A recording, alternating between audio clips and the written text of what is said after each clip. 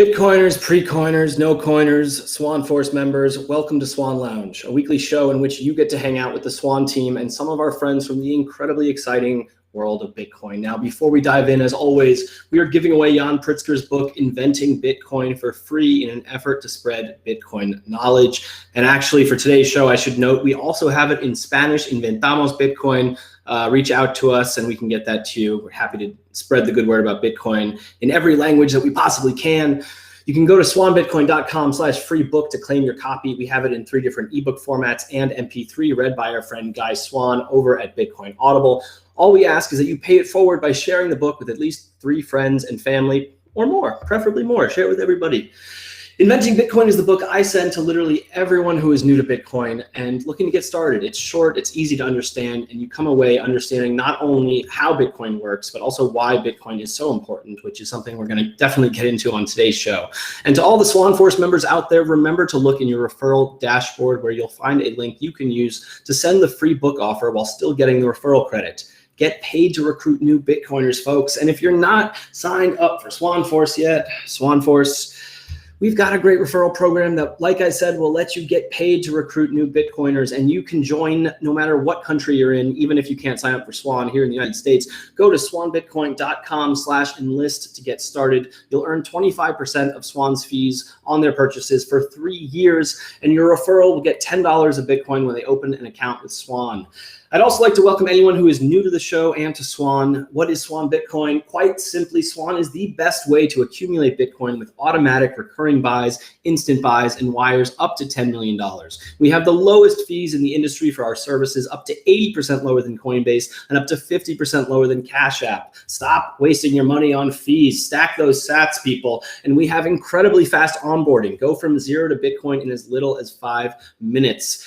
I had a friend this morning who signed up for Swan, and he says, oh, I got to do this KYC. Oh, I'm already signed up. I was like, yep, it's quick. So go to sign up. You can also pay yourself in Bitcoin. Why? Because fiat money, the US dollar, is designed to go down in value. Bitcoin has a fixed supply of 21 million coins, and this will not change. This makes Bitcoin what we call sound money, and you deserve to get paid in sound money, not dirty fiat. Simply pick a percentage of your monthly income that you want to convert and set it and forget it. You know, time is our most precious asset, and Bitcoin respects your time. Fiat money does not. That's why we're here, folks. And given the massive wave of big name investors and corporations taking large positions in Bitcoin and adding Bitcoin to their balance sheets, we have launched Swan Private to meet this demand, our concierge service for individuals and entities looking to buy at least $100,000 of Bitcoin in the next 12 months. We are here to guide you on your journey toward building generational wealth, and you can access those services at swanbitcoin.com/private. And I should note that anyone signing up for Swan, doesn't matter if you're Swan Private, Swan Regular, you're getting the same Bitcoin and you're building generational wealth. So hop on board, folks. And also make sure to watch to the end of the episode because, as usual, my favorite segment, we will be doing Swan Force Fridays, where we will put our guests on the clock and give them 60 seconds to give us their best Bitcoin pitch. Now, before I bring in our guests, you know what I'm going to say. Hit that like button and hit subscribe. Doing so helps us get seen on YouTube and helps us grow the show so we can reach more people and help them see why Bitcoin is so special. All right, folks. Today, we have a very special episode for you. As you may or may not know, Colombia is experiencing a humanitarian crisis brought about by some draconian tax reforms, and the government is coming down very hard on its citizens. You know, there are many such places like this in the world, and unfortunately, this is just the latest. Swan's social media manager, Camilla, is from Colombia, and of course, this is very near and dear to her. With much of the news around Bitcoin focused on hedge funds and banks and Fortune 500 companies, you know, it's easy to lose focus on Bitcoin as a force for good in places like Turkey, Nigeria, Venezuela, and now Colombia. I'm going to be taking a bit of a backseat for today's show and handing over the reins to Camilla. Our focus is going to be why Latin America needs Bitcoin. We'll start by diving into the current situation in Colombia and hear thoughts and analysis from various Bitcoiners from Latin America. And then we'll move on to talk about why and how Bitcoin provides real hope. So, are you ready, folks? I'm ready. I think it's time for Swan Lounge. Don't talk yet, folks. I have to unmute you. 1, 2, 3, 4, 5. And bringing in Atlas. There he is. Welcome, everybody. Camilla, take it away. Hello, guys. How are you doing? Hey, what's up, gang? Hey, everyone. Yeah, this is for the people who are watching. This is super special because it's a Latin community. We actually communicate with each other a lot on Telegram.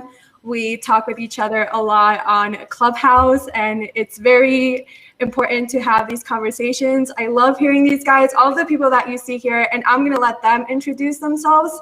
All of the people that you see here are super important to me, especially in the Bitcoin journey, because they are brilliant minds that know a lot more than I do. I feel like I'm a baby in diapers compared to their knowledge in Bitcoin. And when we talk about the Latino community, obviously it's very dear to my heart because all of these people come from Latin America. So I wanted to take the show to kind of just open our borders, get outside our little USA bubble. I feel like the conversation right now is just how, oh, Bitcoin is sideways, do something Bitcoin, or, oh, it's alt season, blah, blah, blah, talking about like all of these other projects. But we're taking away from the spotlight of why Bitcoin matters, especially to a lot of us, because when we talk about Bitcoin, we're actually talking about freedom, fighting for that freedom, and for the people that are struggling right now in our countries, and like Brecky said, in Colombia. So as you guys know, I'm Camilla. I am from Colombia. I was born there in Medellin. And I'm gonna let the people introduce themselves and just say who you are and where you're from, where you're currently right now, and then we'll get on with the conversation. So who wants to go first? Fernando? He's on mute.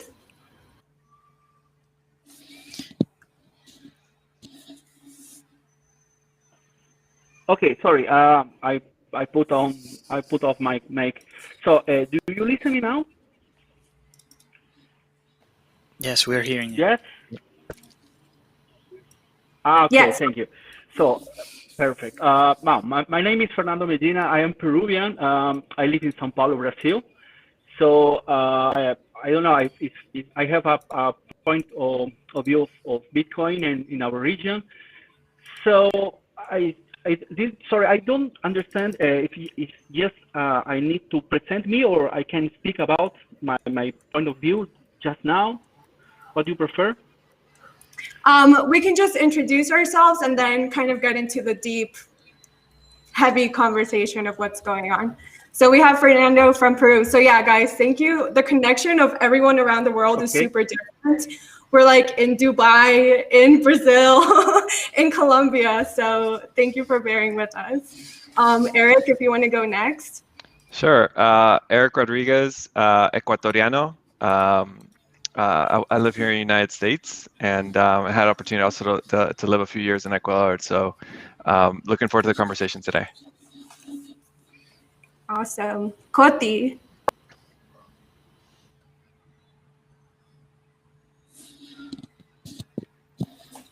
Is he on mute?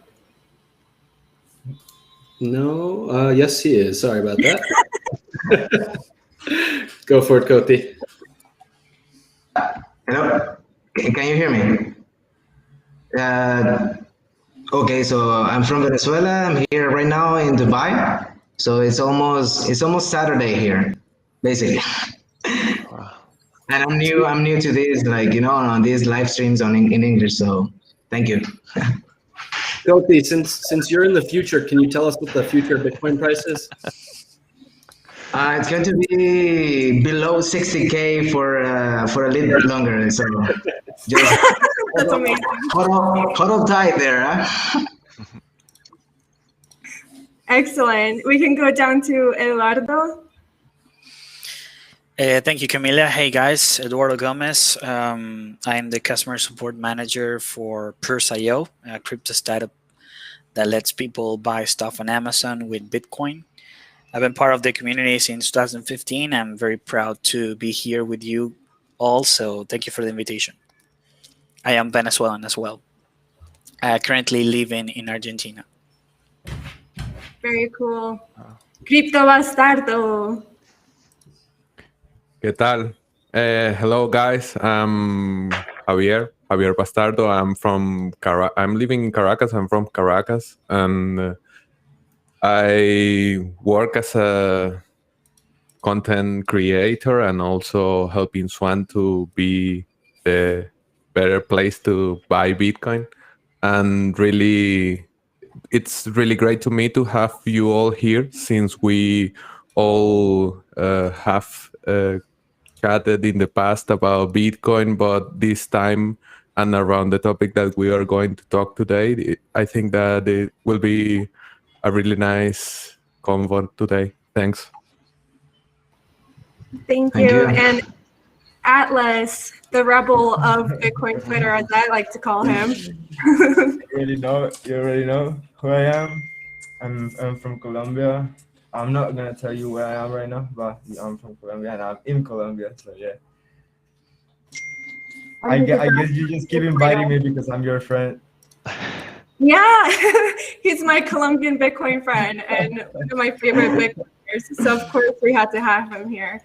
Yeah, so like I said, we're in different parts of the world, but I feel like we're in this together as Latin American brothers and sisters, especially. I feel like we have that very deep connection. And so there's a video that Brecky's going to show just kind of to give our viewers what is actually going on in Colombia. Obviously, this is a very PG version of what's going on. I don't want to like give the audience like the very hard videos and like the reality of what's going on because it is very distressful. So we're just going to show that video and then dive into the conversation. Sounds good. 1 second, everyone. And this video comes to us from the International Crisis Group. Maximize that.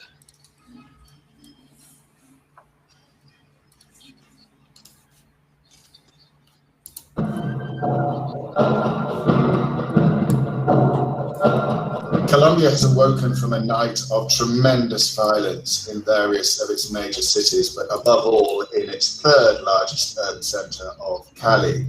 This comes after several days of protests aiming to bring down a tax reform, which was formally retracted by the government a few days ago, but the protests have continued. We don't have clear, confirmed statistics, but at present there seem to be 90 disappeared people, at least 20 deaths of protesters, and hundreds of injured police officers. What we saw last night in Cali was running battles between groups of protesters and police forces who seem to have used live fire against those protesters. The context of these protests is, of course, the tax reform, the sweeping tax hikes in the value-added tax on certain basic goods and a proposal to broaden the tax base, which was aiming to fill a black hole in Colombian government finances, caused in large part by the recession induced over the last year by the pandemic. But this was so controversial, in fact 80% of Colombians said they opposed the measure, that the government finally backed down and is now looking for alternatives. But that hasn't stopped the protests. Why? Because these protests, in fact, can be dated back to the end of 2019 in a wave of marches against inequality, the security policy, the failure to implement peace and other such measures. What we see now is that these issues have got worse over the course of the pandemic. At the moment, the immediate concern now is to ensure that the police and the military, which have been drafted in by the government to assist security operations in major cities during these protests, do not continue to use live fire or life-endangering methods of policing while they are dealing with these protests. At the same time, the government must look beyond other parties, other political forces with which it has been negotiating its tax reform, and take into account the demands and the suffering of Colombians in the street in a way which can lead towards a program to handle the pandemic, to get over this recession, which will be to the benefit of as many people as possible.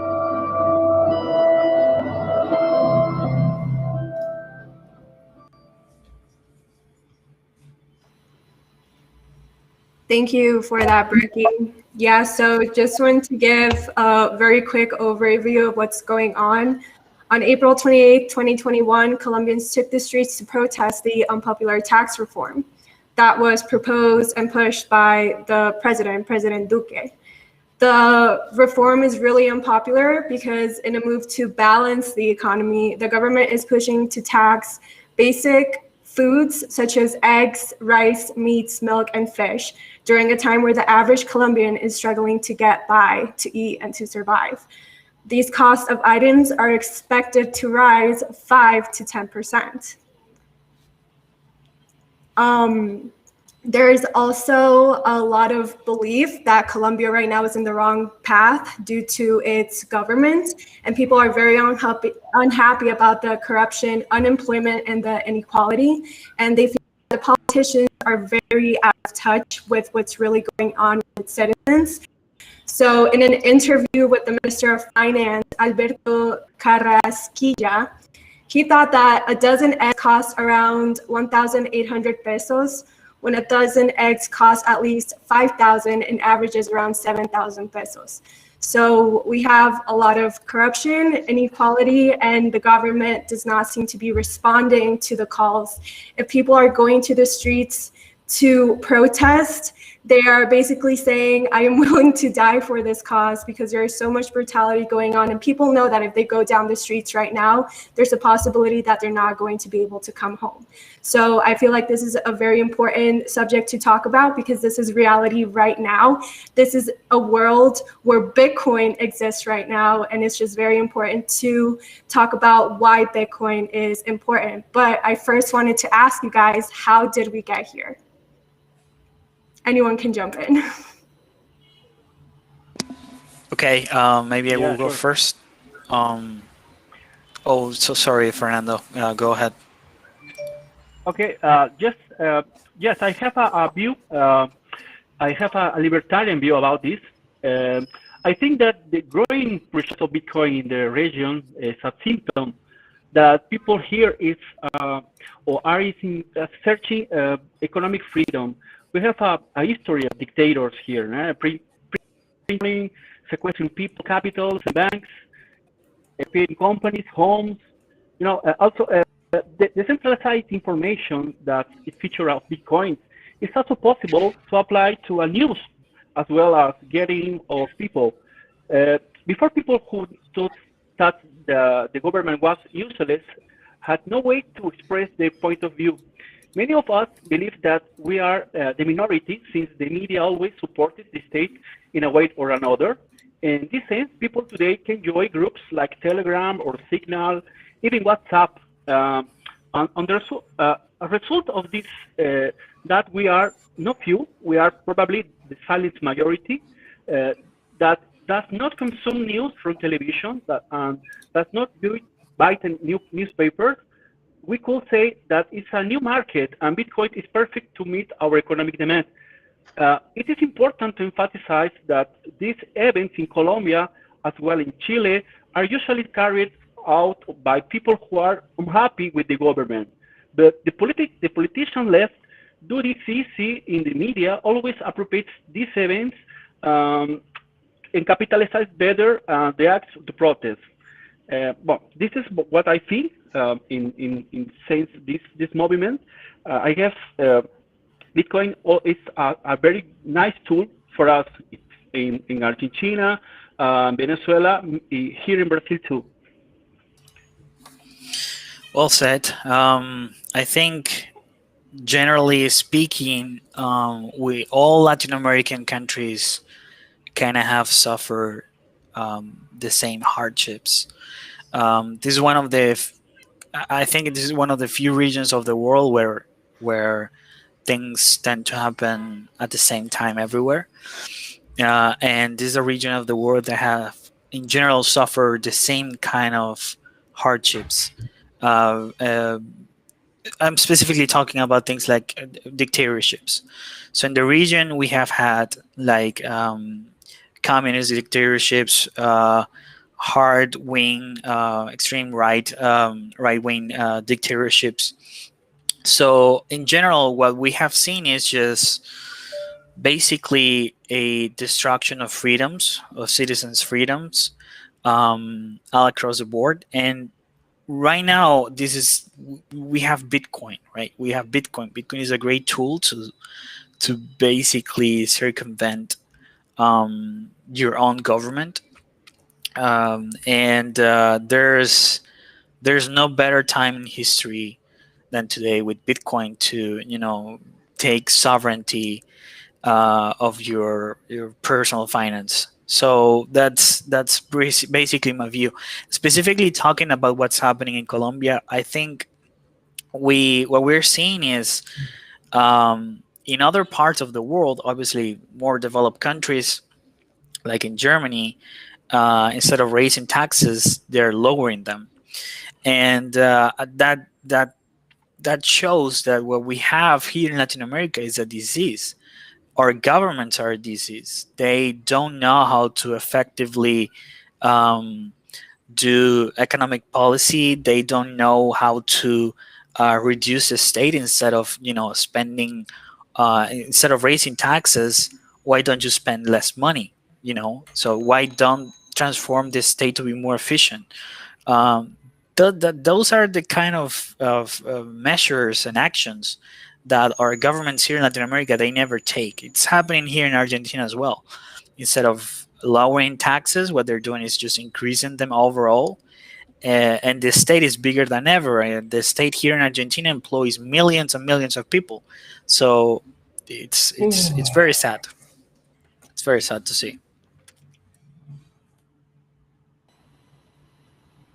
I hope that yawn was because you're up late. Not good. It was me. I'm sorry. What do you think, Atlas? Because right now we know you're in Colombia, so can you give us a little bit of like a taste of what's going on right now? Right. So there's a lot of uncertainty on the streets right now. So people are worried about their safety because, like, we know government is known for genocides. Like, they'll do it. Like, they've been doing this for 50 years. So we know how 5,000 people could just disappear. And it's like people here make $250 a month. So it's like that's why most people of lower income areas engage in illegal activities and stuff. And it was already violent, but with tax reforms, and it also gives the opportunity to certain groups to commit like murder and robbery, because it all gets mixed up. So it's a tough situation because I understand why people are going out, and I have like most of my friends are going out, but I won't because I don't think it's gonna make any change, and I'm not willing to risk my safety over that. So I just stack sats.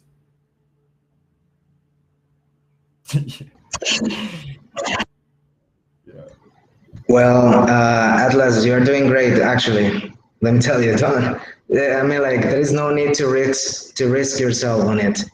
Because No. I'm gonna tell you that I was in Venezuela in 2014. Back then, we had something similar, but for a very long time, like a whole year, I think, called Las Guarimbas. That is basically like skirmishes, like small fights, urban fights. And it was a really tough time. I think I would say 2014, and 2014 was the last year I really saw like a struggle on the streets against the government. And after that came the normalization, on the streets and in Venezuela. So right now I'm seeing this happening in Colombia that honestly saddens me deeply, because as you know, there are like more than 2.5 million Venezuelans right now there in Colombia.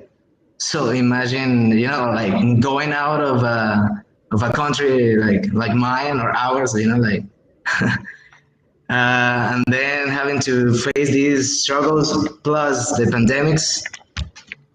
And honestly, my point of view on this is basically that I'm very, I would say I'm an anarchist. You know, I'm kind of libertarian in that way.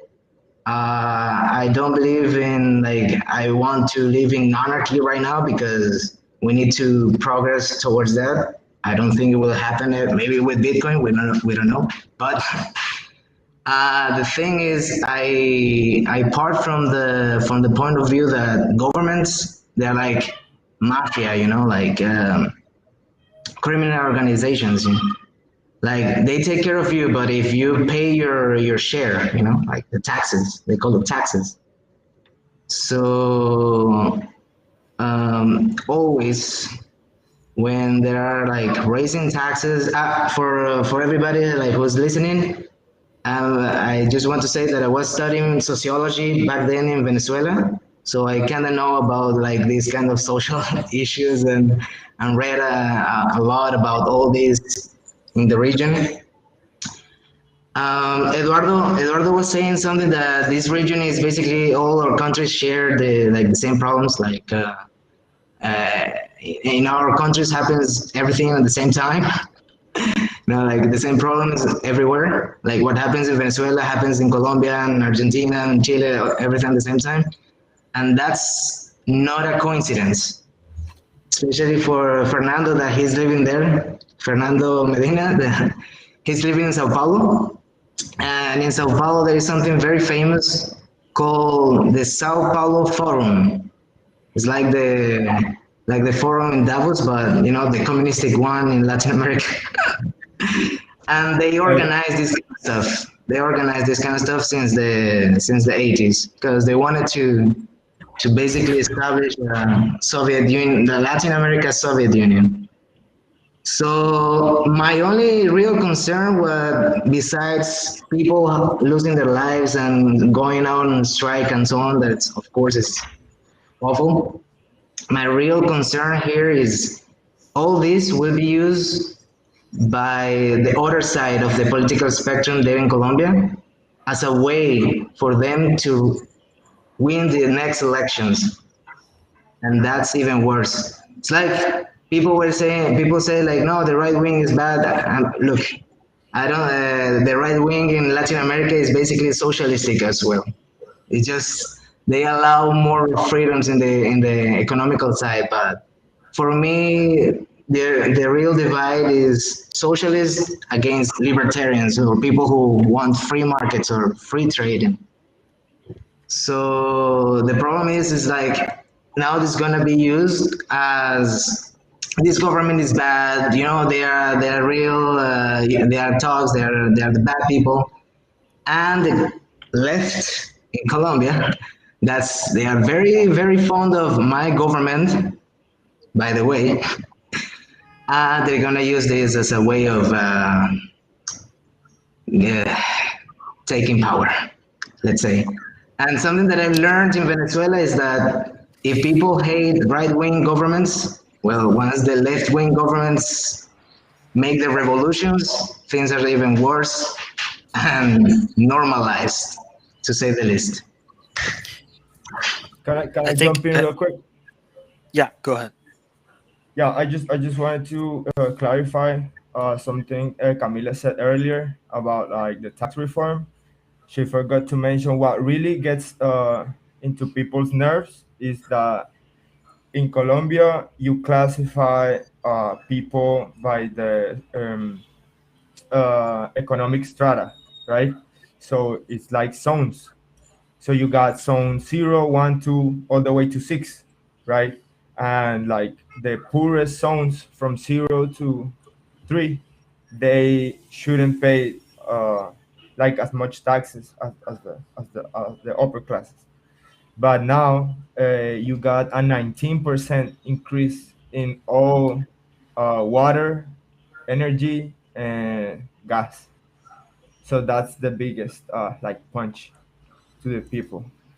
And the other thing I want to say is like, obviously I'm wearing the mask for security reasons, not for corona. I'm not retarded.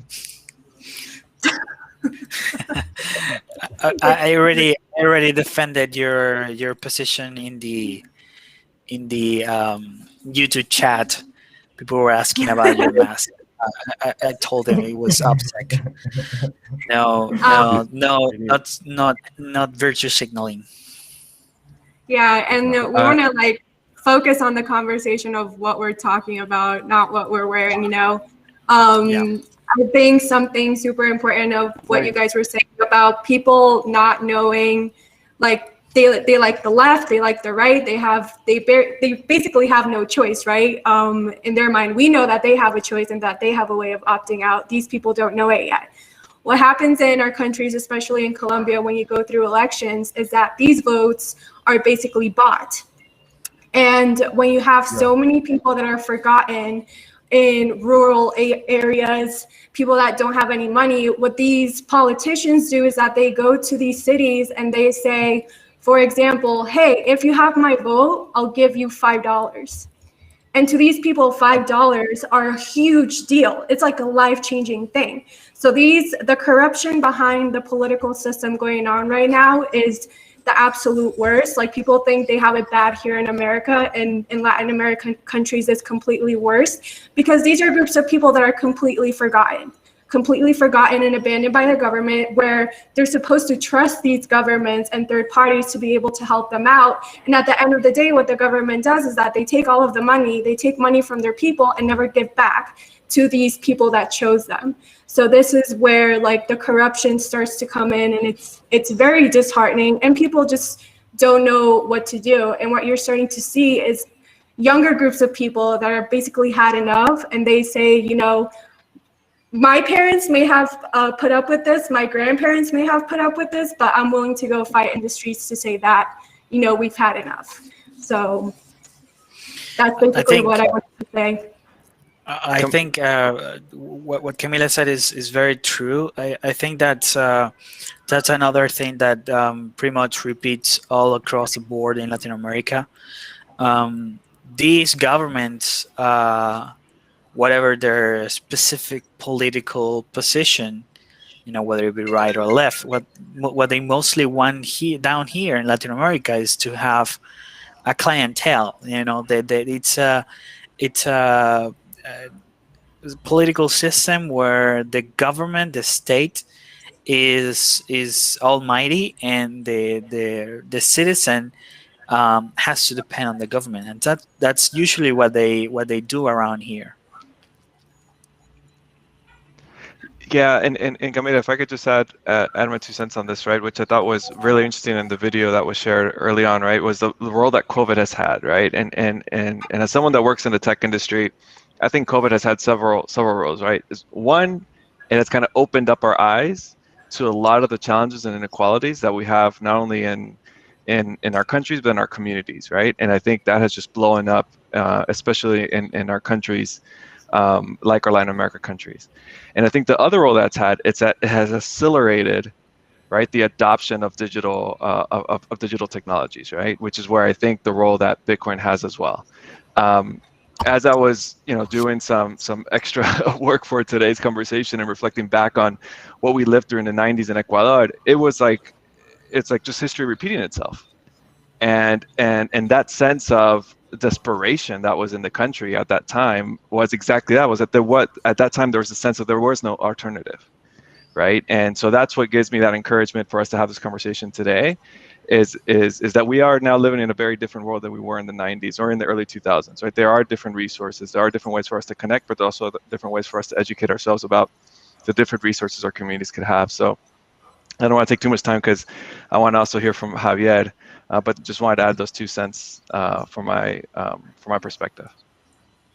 You know that looking on things that are happening in Colombia, I thanks to remember things that I saw here in Venezuela, and I think that even though we are different countries, but we are the nearest, I think that we are like a brotherhood of nations in all Latam, but Colombia and Venezuela have a really close relation.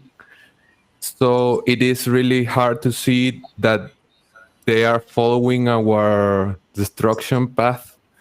Like, see that the system that failed here in Venezuela is repeating itself in Colombia, as it collapsed before in other countries, like Eric said in Ecuador, but you can say the same thing about Peru, about Argentina, so and go on all around the countries in Latin America.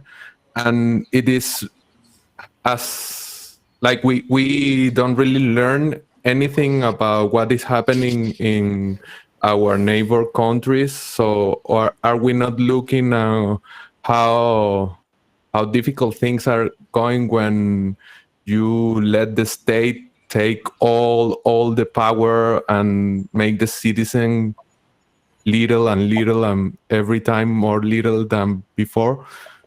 So it's like living in the future. Like I think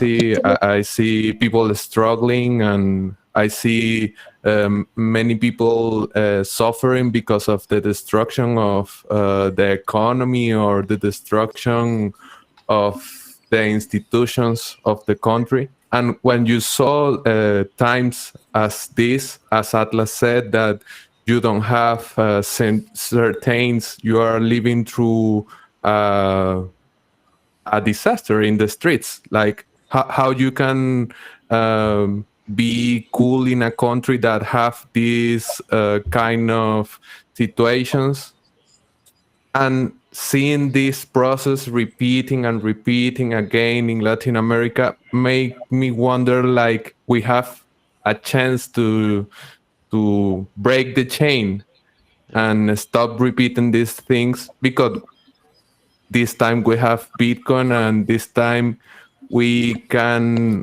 opt out of the destruction of our countries. That is what we are doing here. That is what makes us to talk and share things about Bitcoin.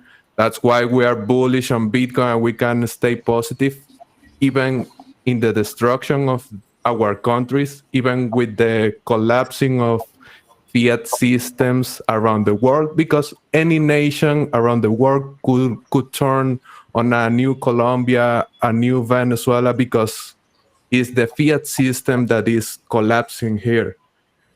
Is the fiat system the one that failed us? So it's like, well, we need to survive these struggles today and understand how we can change some things around us, some things inside us, and also some things around.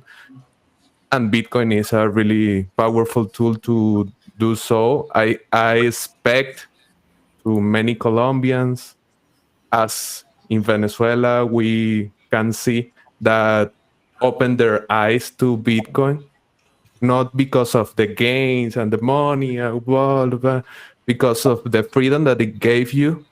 So I hope that we can learn something from this. Javier, I got to say a few things here. One, your pitch is getting better and better and more inspirational every time.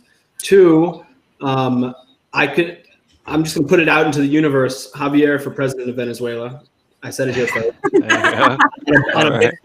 on a Bitcoin party. And the third thing, while you're all talking, the one thing I couldn't help but remember, I hate to just be that guy who quotes the white paper, but I'm going to quote the white paper. The root problem with conventional currency is all the trust that's required to make it work. The central bank must be trusted not to debase the currency, but the history of fiat currencies is full of breaches of that trust. And when you're talking about history repeating itself, it's like that just popped into my mind, because that's why we're here, and that's what Bitcoin fixes. So I also want to welcome, we've got Miles Suter joining us from Square, and who's also involved in Bitcoin Beach. There's a lot of Hi, Miles. Hey, Miles.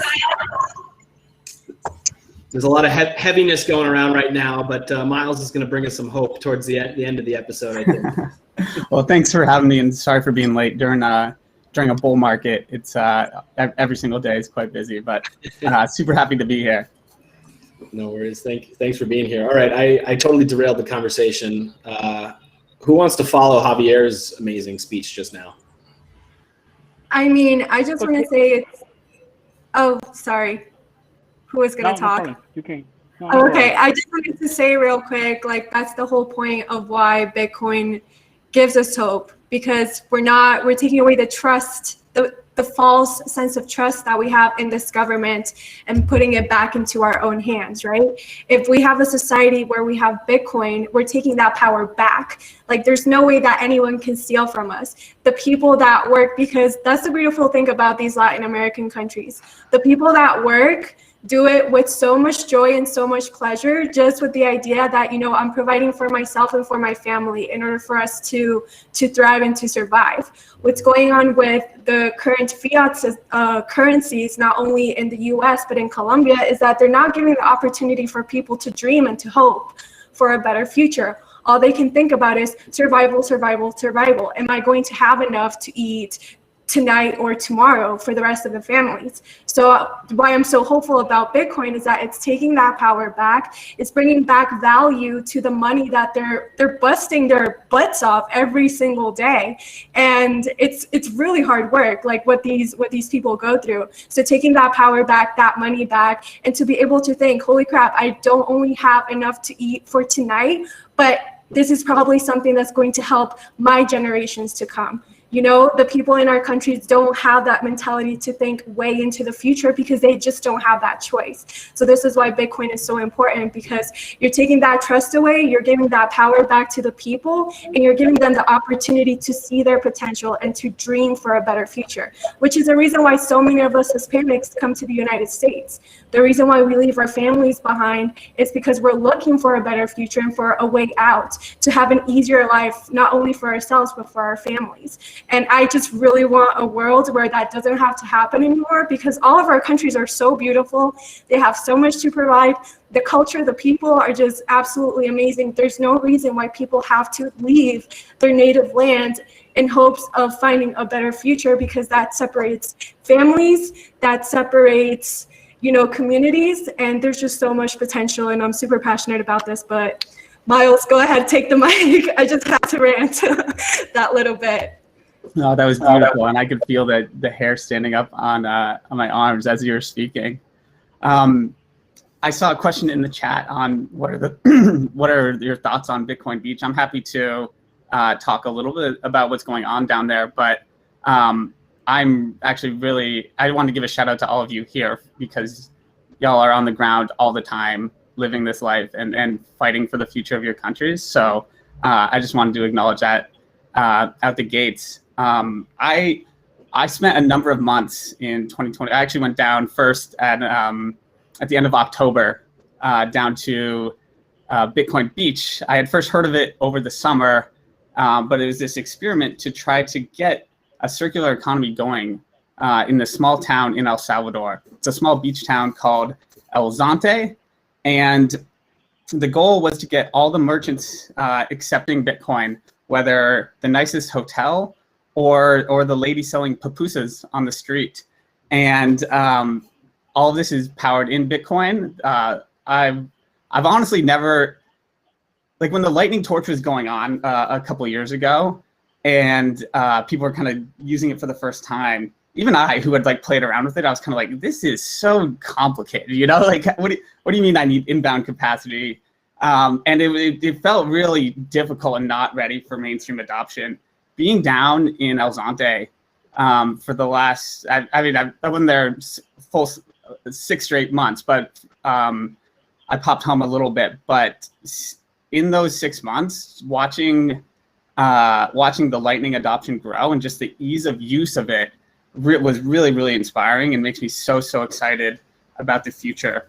And so I can buy that 50-cent pupusa on the street for dinner, or I could pay $1,000 for a hotel for a month, all over Lightning. And so it's not just merchant acceptance. There's all sorts of programs that are being done to get Bitcoin into the hands of the folks down there. It's a small town of about 3,000 people. But what's been really, really incredible to see is the way it's spreading. And so there was a Bitcoin ATM in El Zonte where occasionally people can go if they need, if they're using Bitcoin as their primary currency, but they need some dollars to buy something that they can't purchase in Bitcoin, that allows them to do that. There's really no exchange in El Salvador that lets you interact with it online. Everything I heard, like Salvadorian bank accounts get blocked when trying to go onto Binance or Kraken or any of these sites, and so it's really hard for people to acquire Bitcoin, not in this circular economy way, which I think is the best way to get your Bitcoin, earning it, and really appreciating it and doing what you love and getting paid in the currency that's going to help you out in the future. You'd see people driving from the capital city all the way in to do $1,000 or a couple $1,000s and get their first Bitcoin. And we've seen it spread like wildfire. There's another Bitcoin ATM down the beach in El Tunco. And we're seeing more and more merchants inside of San Salvador, also just organically adopting it. So really on fire. As some of you guys may know, Strike, Jack Mallers' app recently launched there as their first non-US market. And by all accounts, it's kind of exploding. What was really interesting to see with Strike there, the way Strike works is, so there wasn't really a way for people that were holding Bitcoin to sell Bitcoin. You could send it to the ATM, get some cash out, but it wasn't like a proper exchange. But with Strike, and because of the open network that is Lightning, say I'm holding $500 in Bitcoin, and I'm worried the price is going to go down or whatnot, I can send it to Strike, and it's immediately converted into stable coins. And so I can preserve value in that way, and also do dollar peer-to-peer payments in that regard as well. So the combination of those two, I think, is really, really powerful. The global reserve currency of today and the global reserve currency of tomorrow. So all in all, it's I can't give a big enough shout out to Mike Peterson, who's the guy that helped start the program and is running it. He's a really incredible guy, but even bigger shout out to the local Salvadorans who are just busting their butts every single day to grow this program, to help their countrymen, and really be like a world leader in terms of countries adopting Bitcoin. So I have so much respect for them, so much love for them, and yeah, it's really incredible. And it's an amazing place to go too if anybody's interested in paying it a visit. But I'll shut up now and hand it off to someone else. I recently had in my podcast Roman and other friend that works with Bitcoin Beach. Roman works with Strike, and those guys are full of energy. Like, they have the Bitcoin energy on top, and they also have a really good things to see in people that are talking and trying to spread Bitcoin adoption, that they see that it is a really powerful tool, and that it could be a really important opportunity to the people that are around there. So, like, they understand that Bitcoin could change life in El Zonte, that people could improve their life in El Salvador in general, and they deeply understand this and have this motto of helping the people with Bitcoin, that I am always bullish on Bitcoin. I'm bullish on Bitcoiners too, but those two guys make me like, whoa, we are doing a right thing. You know, I'm not selling anything. I don't need anybody to buy Bitcoin. I don't give a fuck if you buy Bitcoin, but I know that you will be better with Bitcoin, and if I can help you, and they tend to think in the same way. If we can help others to understand how you can improve your life, especially in Latin America, but in all the countries around the world, it will be amazing, because we are Bitcoiners and we are amazing. But Bitcoin is a really great tool to gain your freedom. Yeah, Roman or Chimbera, as he's known down in El Zante, little fish. One of the things that he said that struck me the most was, I mean, El Salvador's official currency is the dollar. I don't think a lot of people know that. They dollarize. I mean, you guys probably know. I don't think a lot of people in America know that, but they have a central bank. And I'm kind of like, what does their central bank do? They're not setting interest rates. They're not printing money. But back to Roman, one of the things he said was that people, that was like so inspiring. Before Bitcoin, there was no opportunity to grow your wealth. There was no opportunity to access capital markets. And just that idea that you could have upside changed the way he thought about money, but also so many other things. Being connected to a global monetary system expanded his aspirations and what he's thinking, aspiring to. So, I mean, he's an entrepreneur. He's got his hands in about 10,000 things. Jorge, who I think you might be the other person you're referencing, is the hardest working guy I've ever met. But I mean, in Central America and the Caribbean, there's 100 million people, 65% are unbanked, and there's 70% internet penetration. So it just feels so ripe to bring this opportunity to so many more people. And to me, that's a beautiful thing. Yeah, Miles, one of the stories that resonated with me when I had a chance to watch some of the interviews that they were doing in Beacon Beach, right, was just that sense of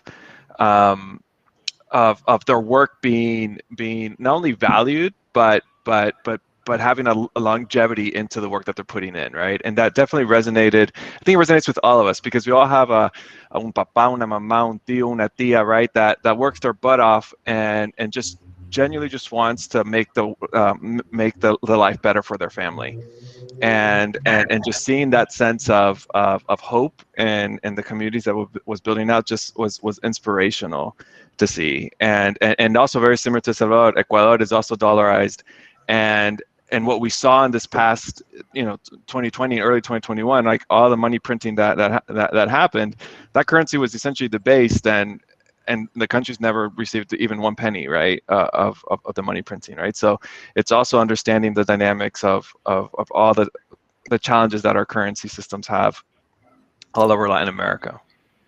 Hey Eric, do you still have to leave us a bit early today? I do need to step out a little bit, but yeah, thanks again. I appreciate the opportunity. No worries. Well, before you go, we do something at the end of the show usually. We call it Swan Force Fridays. We put our guests on the clock and give them 60 seconds to give us their best Bitcoin pitch. So I was hoping that we could have you do yours early so you can jet when you need to. All right, cool. Yeah, more than happy to. Generally, the way that it works is we ask everyone to tell us who you're going to pitch. It could be anyone from all of Latin America to your tia to whoever you want. It could be someone funny as well, but we prefer them to be a bit serious. So let us know who you're going to pitch, and then we'll put you on the clock, and we'll see how it goes. Sure. I'll pitch it to my friends in Ecuador because some of them are probably watching right now. If not, they're going to definitely watch the replay. I'll send it to them. All right, perfect. Just 1 second. Let me do that. Cool. In 3, 2, 1.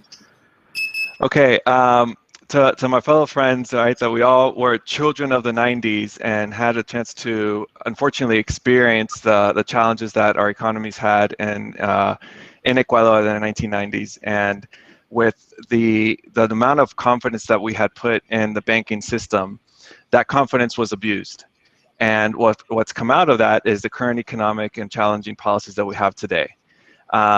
The opportunity for us in the 21st century to use a different approach, a different asset, to not only create our wealth, but to maintain the wealth that our hardworking individuals all over our country in Ecuador are doing. This is our opportunity, right? This is the generation that could make those changes for the next generation of Ecuadorianos and Latinos all over Latin America. So buy Bitcoin today. Oh, I was giving you extra time. All right, that was great. All right, well, thanks everyone again. Appreciate the opportunity for being here. Thanks. Bye. Thank you. Eric. That was a hell of a pitch. Thanks, Sarah. Should we do more pitches now, Camilla, or should we keep the combo going? I just wanted to thought it was hilarious as we're talking about freedom and how Bitcoin is the answer, how we have the talk about these government coins.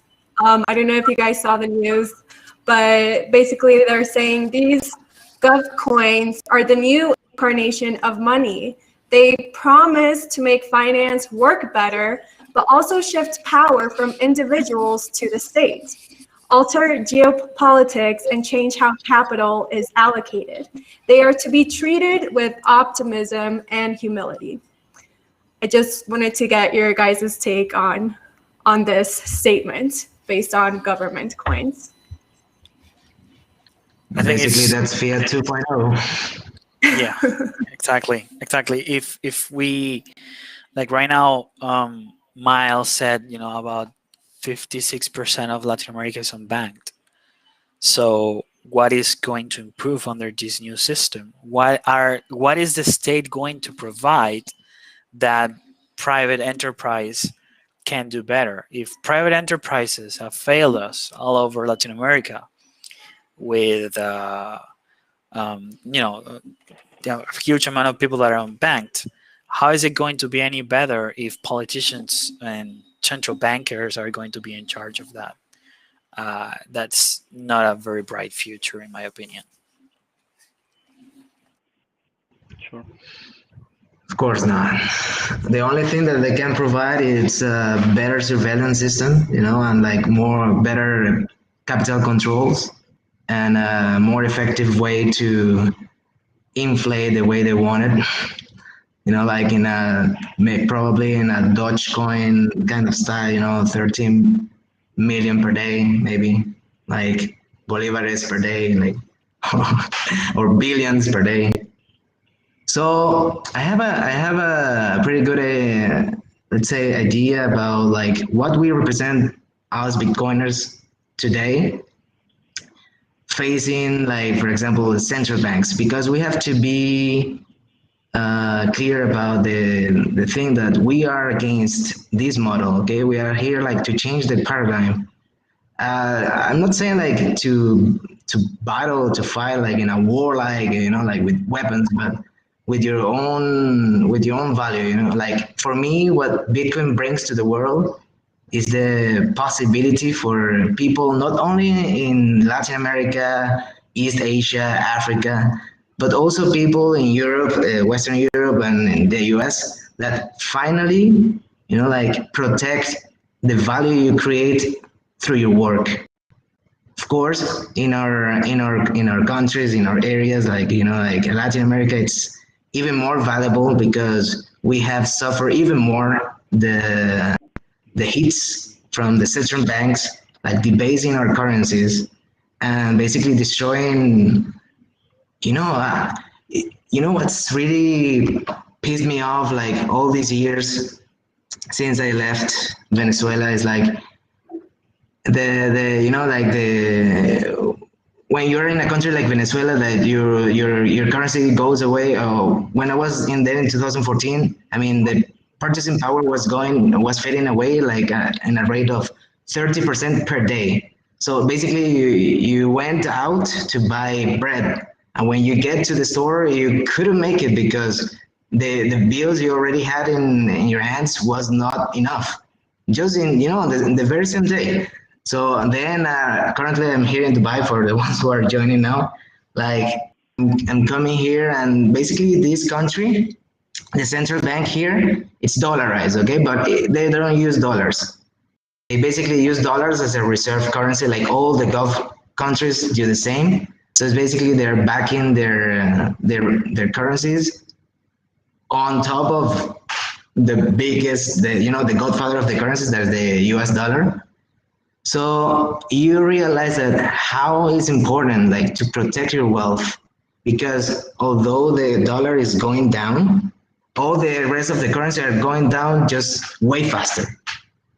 So at least we have to thank whoever was Satoshi Nakamoto, whoever did it. We don't know him or her or they, to finally see a way to be able to protect what we built with our sweat with our efforts, you know, in face. Because let's say right now, what I think it's these kind of things like what's happening in Colombia, sadly, is going to happen in many other places, because all the money printing that has been happening all these like all these months since not even February. It was starting in 2019. I remember because I'm kind of a nerd of this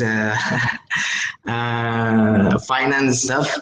I was seeing that there was a really big bubble on the stock market and this kind of stuff from 2019. And then, look, I live here very close to China. And I was seeing like a lot of tourists from China was coming here, and I was like getting the news like even quicker. So I was like, why this is happening?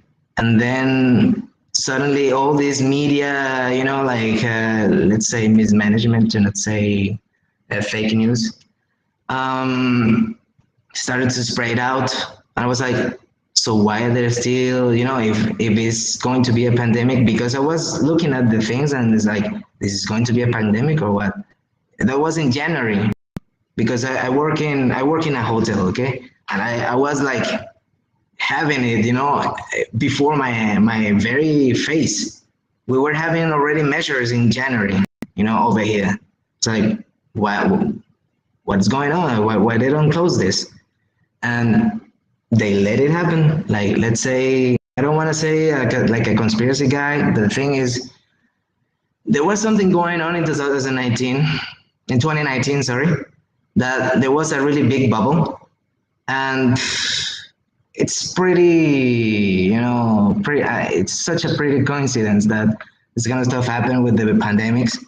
I'm not saying like it's not going on. Of course, I've seen people here, you know, getting sick and so on. The thing is, with such an amount of money printing everywhere, like we're gonna see sadly this happening all around the globe. So what we have to be aware of is that at least for 5 to 10 years, we have to work harder than ever, like as Bitcoiners, you know, as people who really believe in like free trade or like to want to connect people from the US, like in the Bitcoin beach. Well, let's make Bitcoin beach everywhere. At least one Bitcoin beach in each country. At least something small. There's a lot of beaches, you know, we can spread there's a lot of beaches. Yeah, there's a lot of beaches to start over to start that kind of stuff. So I don't think it will be like everything like color, you know, rose color stuff. Like with Bitcoin, we're gonna be all rich right now. Maybe it could be, but the political situation will be kind of hard. So we need to keep that in mind as well. And one more thing, acknowledge that what's happening in Colombia, it won't get resolved by normal political means. That's why Bitcoin, that's why I say to everybody who's listening to tell to the families like the important thing about protecting your value, protecting the work, your work, what you do, what you produce, and you'll be able to build a better future. That's it. I wanted to ask you guys, how is it that we can multiply what's going on Bitcoin Beach in other parts of Latin America? Do you guys see that being like happening? How easy is it? How hard is it? I think it's possible, but it's very hard. Well, yeah, go ahead, Fernando. So I have an idea because for us it's very easy to understand Bitcoin when we have 4 years or 5 years unprecedented, which in our country change presidents 4 years or 5 years. It depends of the country. We have a new Maduro near, so we all know how Maduro think or the lefty thinks. So for us, it's very easy to understand the situation. So when people just realize how the Bitcoin is helpful. I guess it's not it's easy, very easy to explain these guys or this about this. If you have so Bitcoin, you can send people fractions like $1 or $5. This is very because you can use investment to teach your families, your friends. I always send $5 or $10 to my family just for explain how it works. When people see this money guys 5 or to 10 or to 20, I guess it's very easy to explain another things involved in Bitcoin.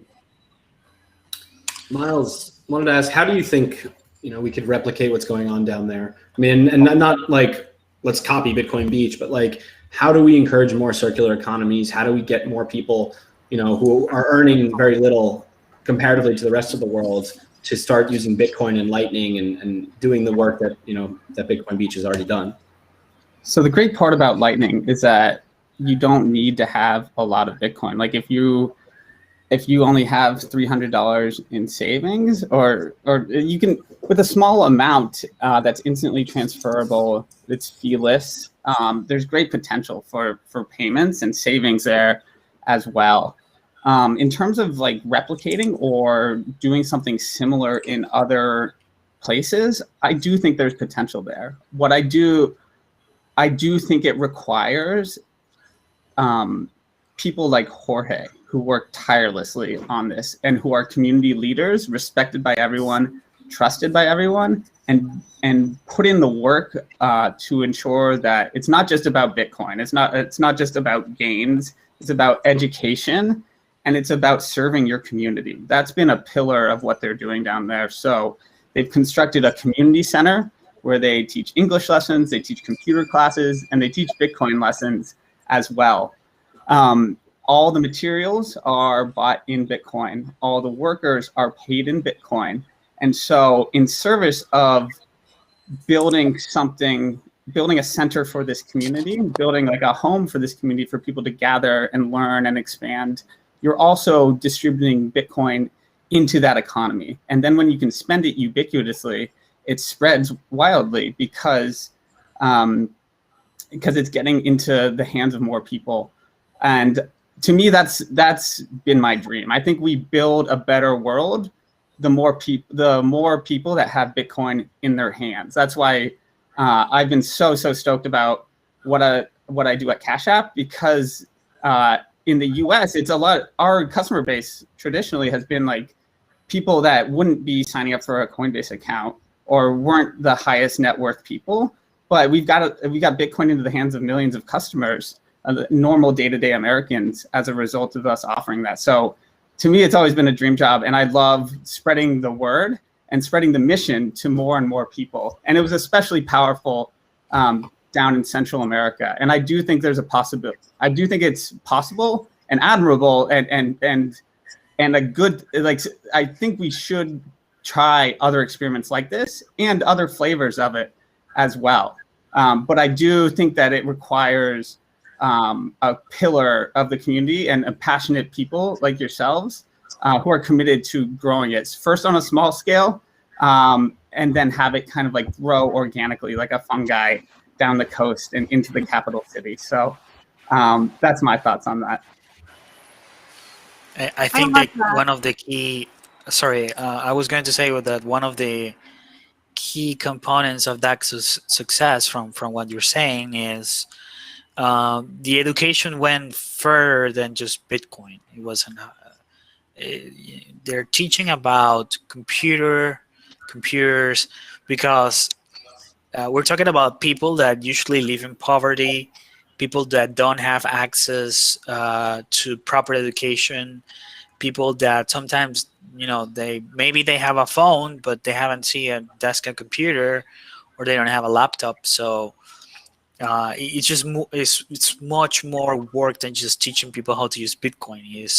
Is teaching people why they have to use Bitcoin in the first place, why Bitcoin is useful for them in their situation, and yeah, it's way more complex than just teaching. Download this. This is how you create your private key or your public key, etc. Your wallet. It's much more than that. Yeah, and sorry. I have one more final thought. I have to lead a meeting at quarter after, so I got to hop. But one thing that's been stuck in my head since being down there is if I was an international Bitcoin app going to another country, this feels like such a prime opportunity. Rather than spend $100K on Facebook ads trying to get people to download your app, why would you not go and find someone like Jorge, like Chimbera, like Mike Peterson in a town like this and put that 100,000 to inject that capital into that community and help bootstrap the circular economy and let it spill outwards and have your app be valued on its own merits for providing value to people like that. So to me, that seems like an interesting opportunity for apps that are going internationally. And I hope we see it in the future.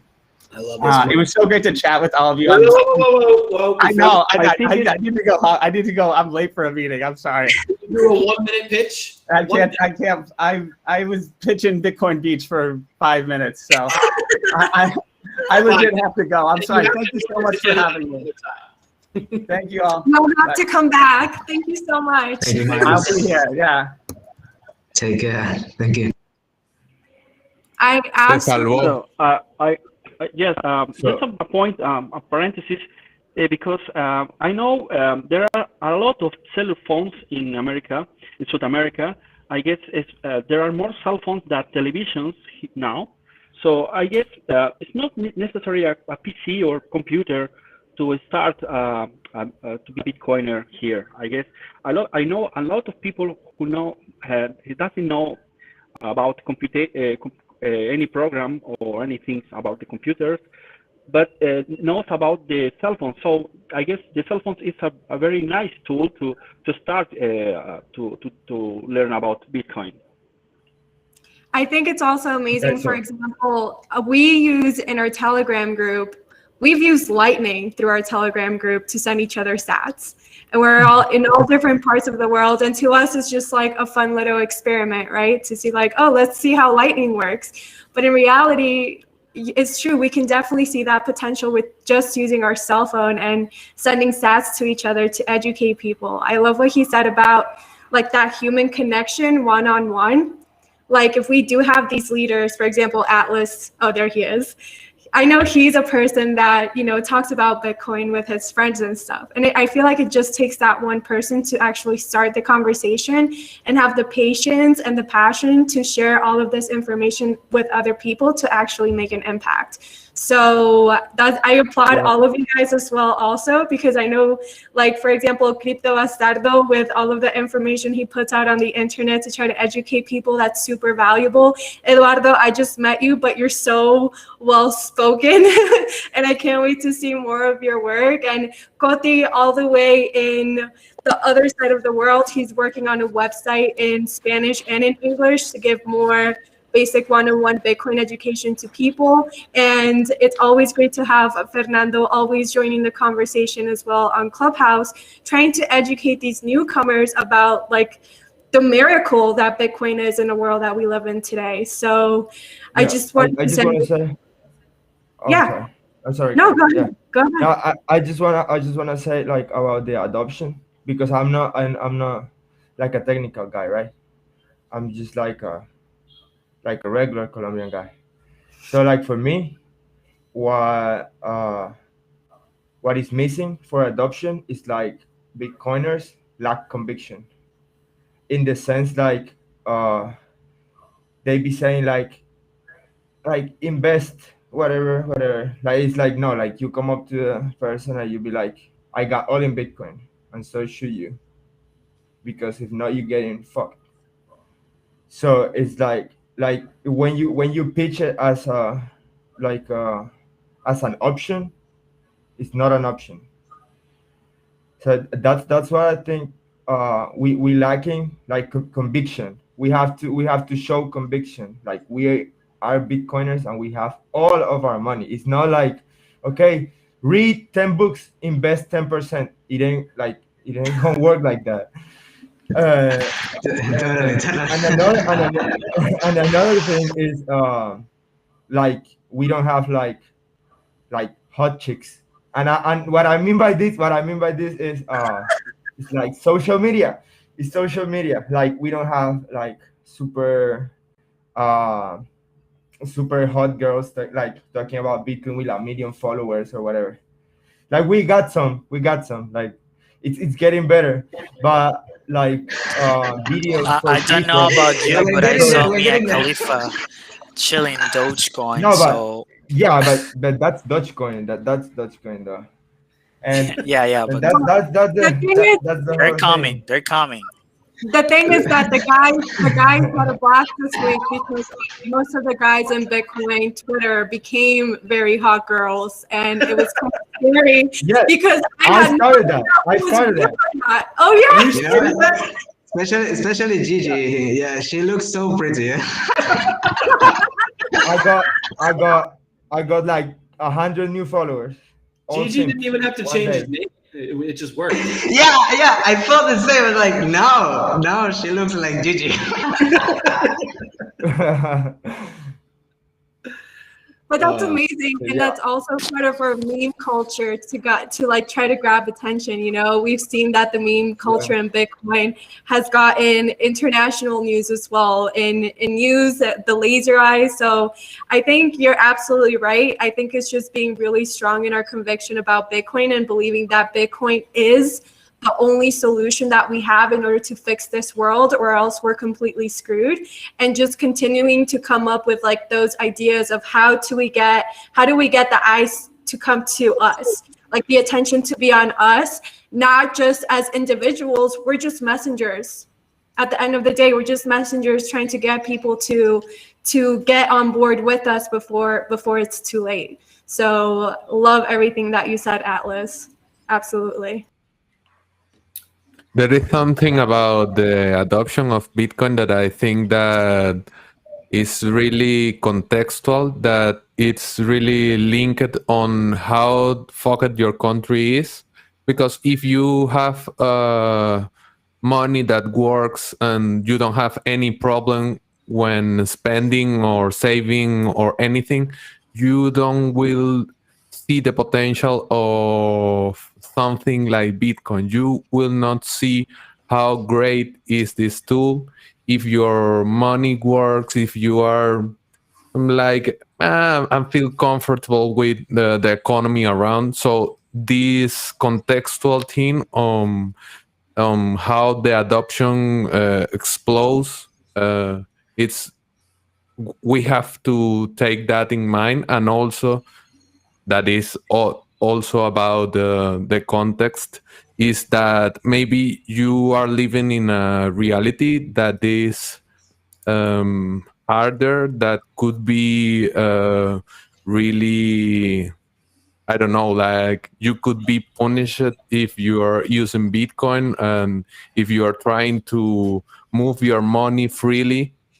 So these two things are really important to take in mind, because even when you could be, I don't know, like spreading things about Bitcoin, if the people that you are talking to about these things can't even have the time to, I don't know, read, maybe listen to some podcasts, view some videos, if you don't have the time to make these things, the adoption of something that is inherently individual, like I choose to use Bitcoin, I choose to earn on Bitcoin, and all this is a really deep and personal solution and resolution that only relates on individuals.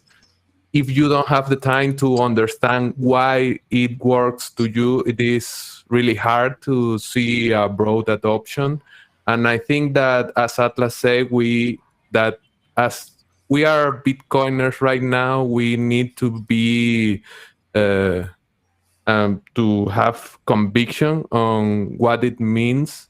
Like if we are talking about Bitcoin as a tool for conquer the freedom, we need to act as it is, because if not, we are only LARPing on media and stuff like that. And I don't think that we are here to LARP, because at the end of the day, the fiat system will collapse around you.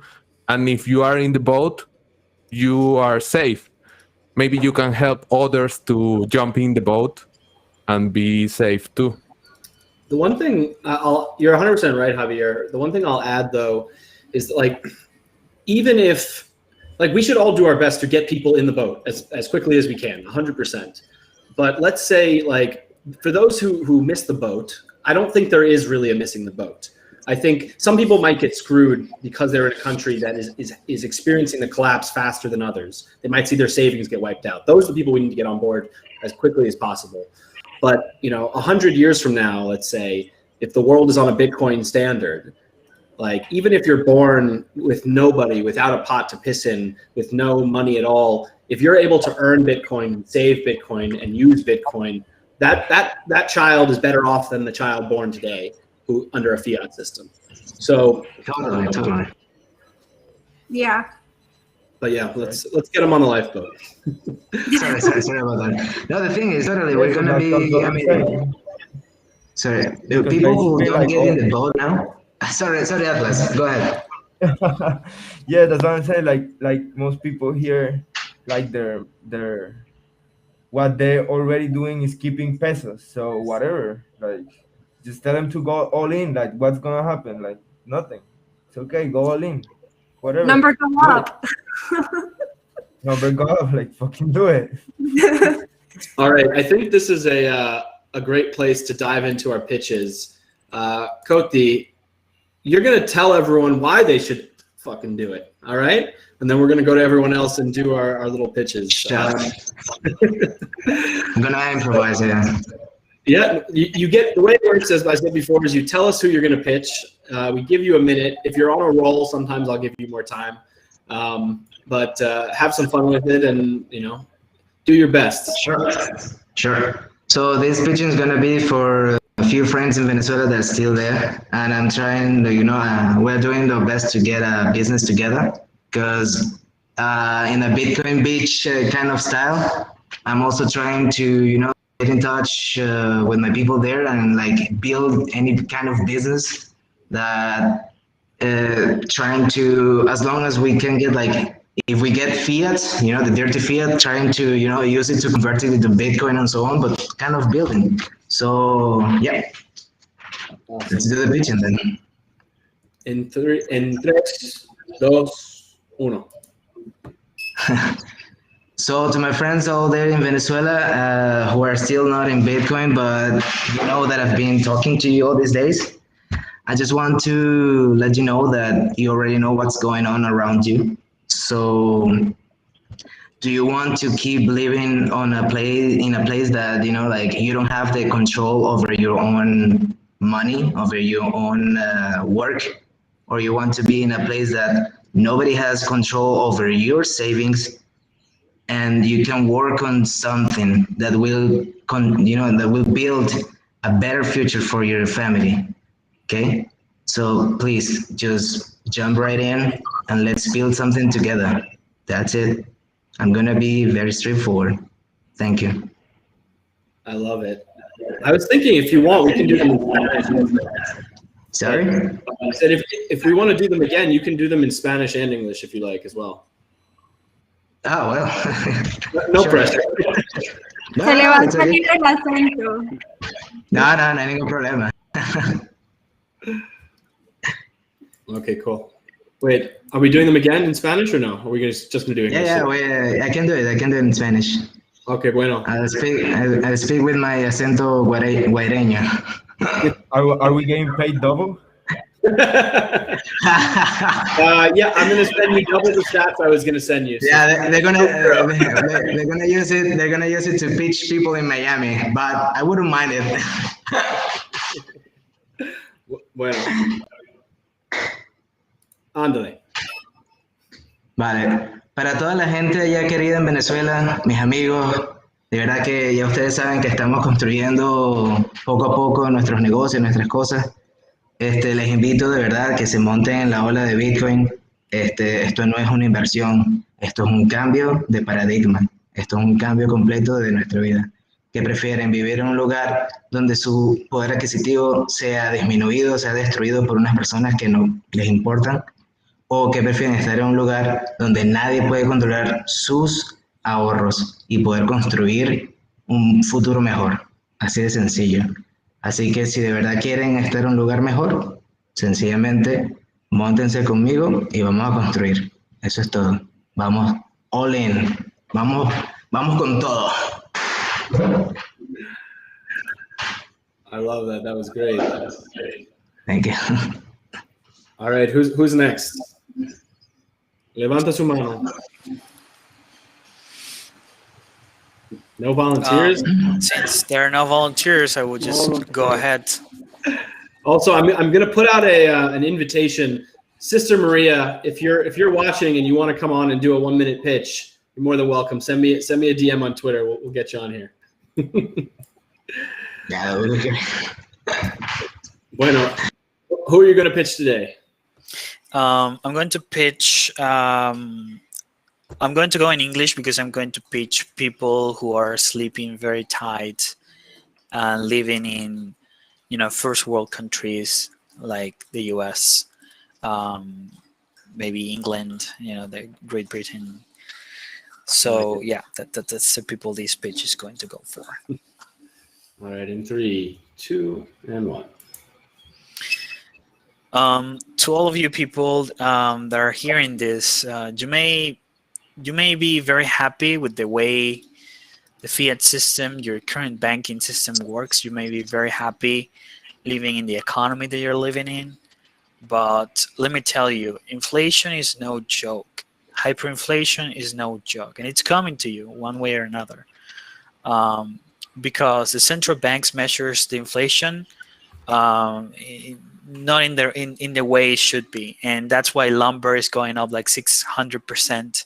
And that's why building a house or buying a house is going to be more and more expensive. The only way to circumvent this is for you to go all in into Bitcoin. Bitcoin has a fixed supply. There's no middleman. There's no censorship. There's no no in the Bitcoin network. So jump right in, join this economy, and you will not be disappointed. Be your own bank and don't trust, verify. Very good. All right, who's next? I'm picking people. Let me. Okay. Maybe I cater for me, or in Portuguese, what do you prefer? As you like, let us know. No, es mejor. Dale. Bueno, se trata de lo siguiente. Nosotros hemos probado durante estos últimos meses, este último año, cuota del Estado en nuestros juegos, ¿no? Muchos de nosotros hemos perdido algunas cosas, libertades más que nada. Esto ha sido de una forma centralizada porque el gobierno tiene el poder, tiene el monopolio de la justicia. Si quieres denunciar al Estado, nunca es el acusador y es el que juzga. Todo esto, solución, que es la descentralización de la economía. La Iglesia se divorció del Estado y todo el divorcio fue fantástico para el mundo. El Estado se quedó sin prácticamente una evolución en cuestión de décadas. Estamos vivenciando el divorcio de la economía y el Estado. La economía en las manos de las personas, de los individuos, realmente el dueño de la propiedad. Entonces, inclusive si quieren más informaciones, tenemos a todos los compañeros exactamente Bitcoin. Bitcoin es libertad económica y la tienes contigo mismo, no se la dejas a un político para que se la guarde. Okay, thank you. Thank you. All right, we've got what, 2 more? Atlas and Javier, and I think Camilla's probably going to give an impassioned speech at the end that makes everyone cry. If she wants to. I've been holding back tears. You guys have no idea. Like, it was like a mental thing this morning. I was like, you're not going to cry. You're not going to cry. So I've been doing good so far. Yeah, I saw your video. You were going to cry. That's cute. Yeah, you know, there are some people in the chat asking if we're all in. I'm just gonna say I'm literally all in. Yeah. Like, yes, I'm all in. Like, listen, I'm gonna buy new clothes next year. All right, Atlas, who are you going to pitch today? I bet. So I'm a pitcher to just pretty much everyone. Dude, buy Bitcoin because I know for a fact that you don't save any money. That's why you're broke. So get some Bitcoin so you can start saving money and start helping people that need it. And also, so you can build a future that is worth living. That's pretty much it. So there's just 21 million. It's a winner take all. Go buy it or I'ma do it. So that's it. That's game. Take care of living. I like it. Thanks, Atlas. All right, Javier, you've done this before. You're good at it. No pressure. Who are you going to pitch today? Voy a decirle a cualquier venezolano, this is for any Venezuelan. Chévere. Everybody could be living in a kind of Venezuela, but en español, ¿será? Sí. Bueno. Sí, para todos los chamos del mundo. Bitcoin no te pide pasaporte, Bitcoin no te pide una alineación política, Bitcoin no te exige absolutamente nada y de hecho tú no le interesas. Ni ninguna de las acciones que haga va a hacer que deje de ser inevitable. Hoy tienes una oportunidad única porque todavía estamos en plena fase de ebullición. Entra hoy a tu conveniencia o entra más tarde obligado. Es inevitable. O sea, no hay otro modelo monetario que tenga las cualidades de Bitcoin y cualquier persona que hoy por hoy tenga la oportunidad de aprender, de conocer y ojalá de ganar en Bitcoin por su trabajo, estará haciéndose un favor ganando a futuro.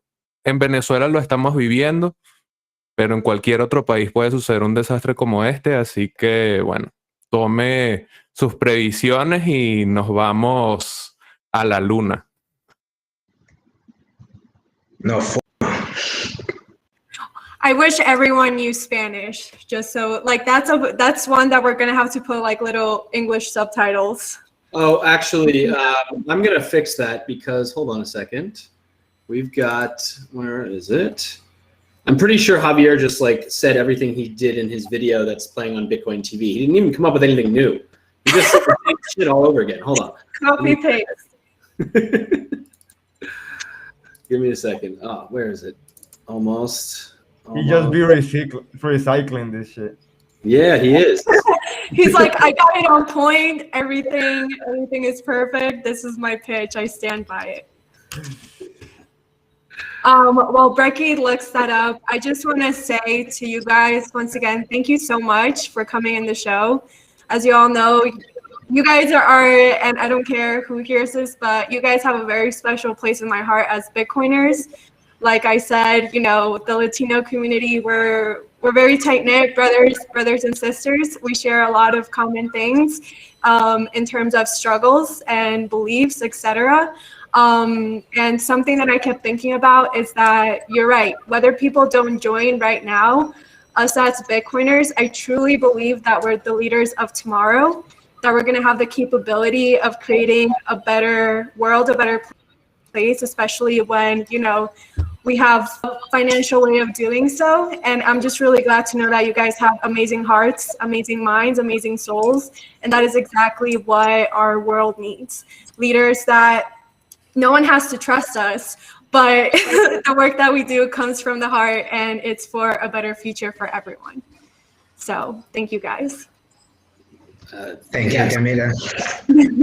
Thank you, everyone, for joining We all us. want to live in a better world. All right, I'm gonna play this video that makes me cry every time I watch it and embarrass Javier. Put Javier right here. It's so good.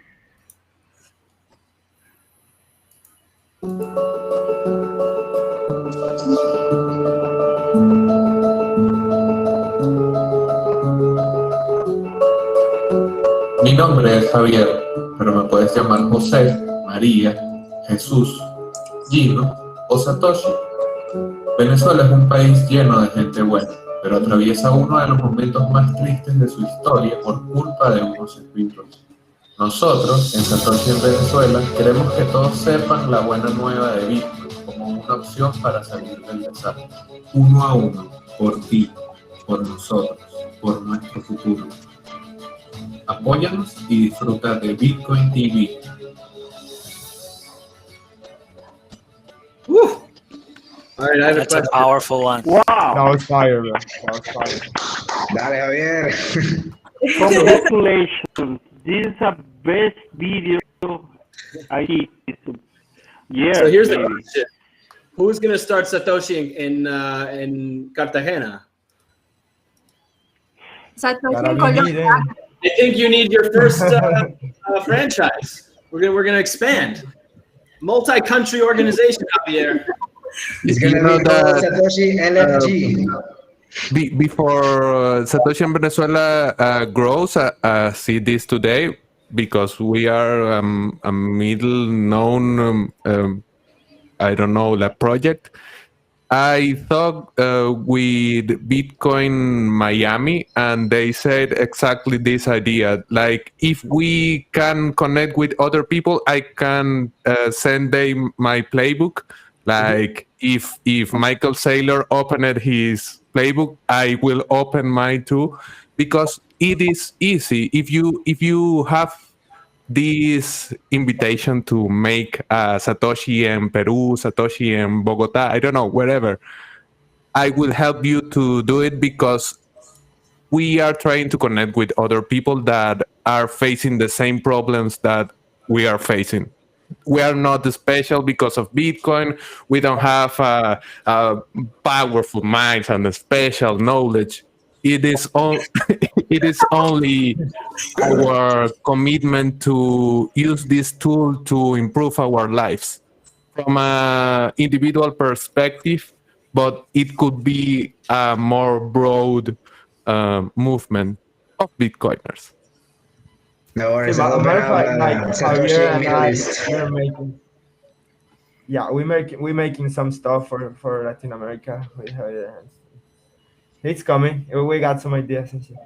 And this is the beautiful thing about connecting with each other, because honestly, there's so much talent, so much potential. This is the whole point of doing these shows as well, to connect people around the world, Bitcoiners around the world. We don't know who's seeing this, who's on the chat, who can be the next person that does something magnificent for Bitcoin. We just need all of that talent and passion and mentality together. And yeah, I feel super blessed to be here with you guys, because this feels like it may be something very small, but at the grand scheme of things, we're building a movement for the future. And I truly believe that we're going to make the change that is needed. We're building the change one block at a time. There you go. All right, everyone. This has been a fantastic show. Reach out to Javier if you want to start your own Satoshi in Venezuela somewhere else. He's going to open up his playbook. Reach out to all these folks for anything, because they're Bitcoiners and they will help you. Reach out to Camilla if you want to learn more about the situation in Colombia and maybe how you can get involved. I think that's it, everybody. Go to swanbitcoin.com if you haven't signed up. Come on, you know the drill. And maybe we should just have ourselves a little dance party before we go. I'm down. Use my Swan referral code. Use my Swan. You already know. Happy, help me out. Yeah. Wait, say it again. No, I just no. Use Swan. He's like, Never mind. Yeah, no, use his referral code. Oh yeah. I don't got one. I just. We'll get you you one. Make one, Atlas. You're missing out. Okay. I'll make one. All right. Okay. Are we dancing or what? Hey, thanks for inviting me. Thanks for inviting me, Camila. Like, I had a great time. Much love. You cannot see you know dancing. because you're Colombian, I like you more. But you know, like I like all of you. So, and thank you to all the friends that shit post with me. Like, you're See you. It was a pleasure being here. One day I'm gonna go to Venezuela. By the way, I'm gonna try Javier's food. He's gonna take me to the dance clubs one day. It's on our to-do list. Yeah. Bro, you need to try Reina Pepiada. Brecky, try Reina Pepiada. I'll give you the details. Brecky. You need to try Reina Pepiada. Once you try it, man, you're gonna go crazy. I am so glad that we didn't get into the discussion of where arepas come from, because that would have turned into like. We know where the arepas come from, Camila. Venezuela. No, hey, don't play me, bro. Don't play me, bro. Let's keep it for another life. Colombia can be better at football, and Venezuela can have the arepas, or the other way around. Exactly. Both of the things. No. They can have nothing. Like this guy, he ain't Colombian. He ain't talking for me. They got nothing. Sorry, Atlas. I can't hear you. I'm not getting into this argument. This is We all exactly know. what our brothers and sisters. We all know arepas are from Venezuela. It's a fact. That's it. Cut the show. All right, everyone. I think that's it before this turns into a real argument. Thanks, everyone, for joining us. We'll see you next week. We're going to be happy. Let's jump on Twitter. Let's keep fighting that on Twitter. Have a good one, guys. Thank you. Bye. Thank you for this. Take care. All of you. In America, they argue about who invented the Bye, guys. Bye. All right, folks. We'll see you next week. We're going to have Max Kaiser and Stacey Herbert on, as well as Stephanie Sprague. It's going to be a great episode. We'll see you there. Thank you, Camilla, for organizing this episode. And we'll see you next time.